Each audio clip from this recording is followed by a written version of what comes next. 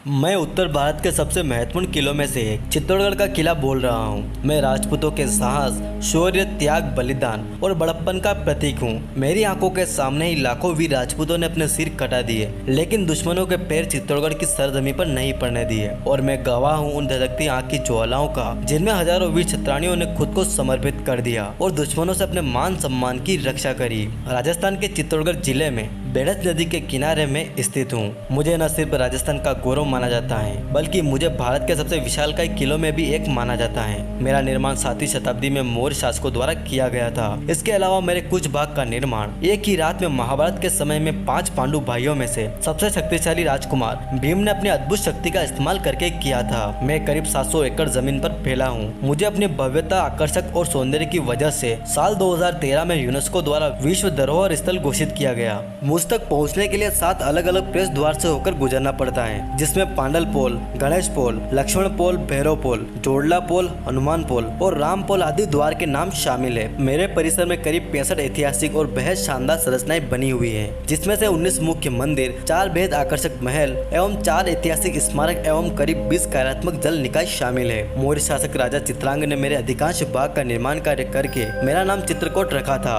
राजस्थान के मेवाड़ में गुहिल राजवंश के संस्थापक बप्पा रावल ने अपनी अदम्य शक्ति और साहस से मौर्य साम्राज्य के अंतिम शासक को युद्ध में हराकर करीब 8वीं शताब्दी में मुझे अपनी राजधानी घोषित करा था और तब से मुझे चित्तौड़गढ़ के नाम से जाना जाने लगा। वहीं इसके बाद में मालवा के राजा मुंज की राजधानी रहा और इसके बाद कुछ समय के लिए मैं गुजरात के महाशक्तिशाली शासक सिद्धराज जयसिंह के अधीन रहा। फिर 12वीं सदी में पुनः गुहिल राजवंश की राजधानी बना। मुझे पाने के लिए कई ऐतिहासिक युद्ध हुए, लेकिन समय समय पर राजपूत शासकों ने अपने अदम्य साहस का परिचय देते हुए मेरी सुरक्षा करी। मुझ पर 15वीं से 16वीं शताब्दी के बीच 3 बार घातक आक्रमण हुए। 1303 ईस्वी में अलाउद्दीन खिलजी ने मुझ पर आक्रमण किया। दरअसल रानी पद्मावती की खूबसूरती को देखकर अलाउद्दीन खिलजी उन पर मोहित हो गया और वह रानी पद्मावती को अपने साथ ले जाना चाहता था, लेकिन रानी पद्मावती के साथ जाने से मना करने के चलते अलाउद्दीन खिलजी ने यह हमला कर दिया, जिसके बाद अपनी खूबसूरती के लिए प्रसिद्ध रानी पद्मिनी के पति राजा रतन सिंह और उनकी सेना ने अलाउद्दीन खिलजी के खिलाफ वीरता और साहस के साथ युद्ध लड़ा, लेकिन उन्हें इस युद्ध में पराजित होना पड़ा। वहीं निर्दयी शासक अलाउद्दीन खिलजी से युद्ध हार जाने के बाद भी रानी पद्मावती ने हिम्मत नहीं हारी और उन्होंने राजपूतों की शान, स्वाभिमान और अपनी मर्यादा के खातिर इस किले के विजय स्तंभ के पास करीब 16,000 रानियों,